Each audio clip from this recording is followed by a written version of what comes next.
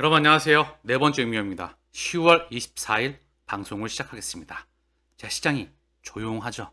한번 하락으로 변동성을 친 다음에 옆으로 횡보하면서 거래량 또한 급감되어 있습니다. 언제나 늘 그랬듯이 이러다가 늘 상승으로 밀어 올렸었다.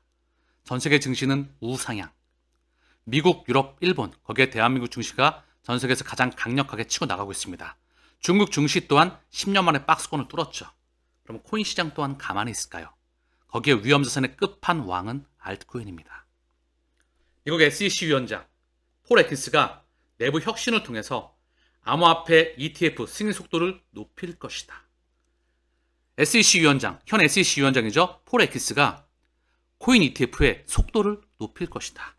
직접 10월 23일 날 발표해주고 있습니다. 연방정부가 셧다운으로 운영이 중단된 상황에서도 시장 감독은 계속될 것이다. 암호화폐 혁신을 촉진하기 위해서 내부 프로젝트 관리 체계를 새로 구축하고 암호화폐 ETF 승인 속도를 높일 계획이다. 다시 말씀드리지만 33개 ETF에서 72개, 거기에 92개, 거기에 한 번 더 155개, 2024년도 이래로 155개의 ETF가 SEC에 대기 중입니다. 소라나가 23개, 비트코인이 23개, XRP가 20개, 이더리움이 10개, 라이트코인이 5개, 아발란체가 4개, 도지가 4개, 폴카닷이 4개, 기타 등등의 알트코인이 155개가 대기 중이다. 자, 그렇다고 한다면 미국 정부 셧다운 해제가 임박하였다. 암호화폐 규제도 탄력을 받는다. 시장 ETF가 승인이 나게 된다면 과연 어떤 바람이 불게 될까요? 기관들이 왜 선취변을 해놓고 기다리고 있을까요? 비트마인은 세계 1위의 이더리움 보유 기업이자 약 20조 원의 코인을 보유하고 있습니다. 세계 2위의 코인 보유 기업이죠. 근데 평균 단가가 현재 조 단위의 손실을 봄에도 불구하고 속칭 영혼까지, 빤스까지 매집하고 있습니다. 왜 그럴까요? 지금은 기관화 장세이다. 저는 상승을 확신하고 있죠.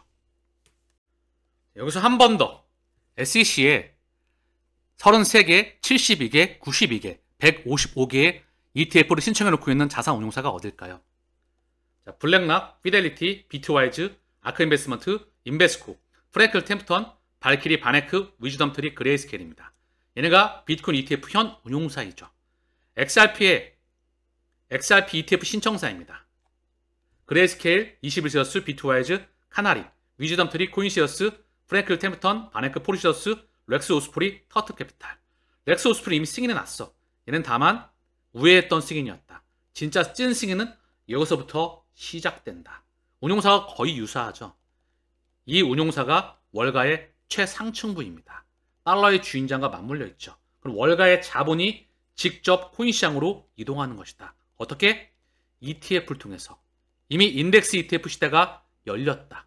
그레이스케일 디지털 라지캡 펀드. 그게 바로 ETF 전환 승인을 받았다. 월가의 자산운용사의 대표적인 금융기관들이 ETF의 시대를 열고 있습니다. 시장의 문호가 활짝 개방되고 있다는 것이죠. 그러면 과연 시장은 어떤 방향으로 가게 될까요? 선택은 여러분의 몫입니다. 여기에 트럼프 시진핑 회담이 10월 30일 날 회담이 예정되어 있어요. 늘 말씀드려 왔지만 트럼프와 시진핑 그 누구도 시장의 붕괴를 원하지 않습니다. 트럼프는 대규모 코인 보유자예요. 주식 보유자이자. 그가 시장의 붕괴를 원할까요? 누구보다 시장의 상승을 부르외치고 있을 겁니다. 마음속으로. 그들의 흔들기에 놀아나지 마시길 바랍니다. 트럼프 미디어 테크놀로지는 전 세계 비트코인 보유기업 8위, 7위에 늘 10위권 안에 이름을 올리고 있다. 트럼프 월드리버티, 트럼프 아들들이 운영하는 채굴 기업들, 막대한 투자가 이루어지고 있죠. 누구보다 시장의 상승을 바라고 있다. 트럼프 연회장에 초대됐던 기부자 명단입니다. 보게 되면 리플이 이름을 올리고 있죠.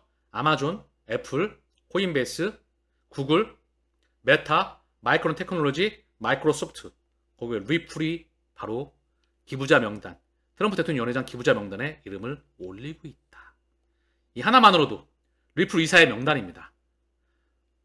블랙락, 모건 스탠리, 미국 재무부, 아마존, 백악관, 미 재무부, 미 연준, 비엔나의 멜론, 미국 연방예금보험공사, FDIC. 얘는 미국 은행들의 자산을 동결할 수 있는 막대한 권한을 가진 규제기관이죠. JP모건, SBI, 크리스라슨. 이 뒤에는 HSBC와 IMF가 있습니다. HSBC는 유럽 최대의 금융권, IMF는 국제통화기금. 국제결제통화의 비중을 결정하는 곳이죠. 달러, 유로, 엔, 파운드, 위안화. 얘네가 전 세계 통화를 결정지어 왔었다. 여기에 미국 국방성. 여기 얘네 하나하나가 리플 이사회에 들어와 있는 모습이다. 자, 그렇다고 한다면 과연 어떤 모습을 보이게 될까요? 오늘 방송의 마지막 부분입니다. 저는 시장의 상승을 확신하고 있습니다. 확신하는 사람들은 이번 상승장에서 거대한 수익률로 기록되게 될 겁니다.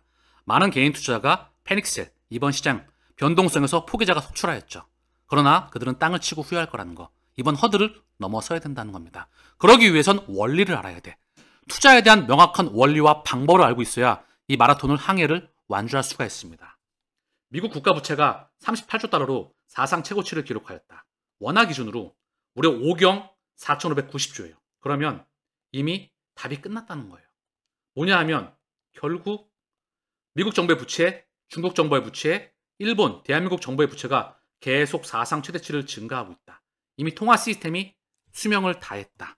미국을 기반으로 한 전 세계 통제 시스템이 수명을 다했습니다. 그럼 규칙을 바꿔야죠. 판을 뒤집어 엎어야 됩니다. 새로운 판으로 말입니다. 그게 바로 코인과 블록체인의 세상이에요. 진정한 무역전쟁. 제가 말씀을 드렸죠?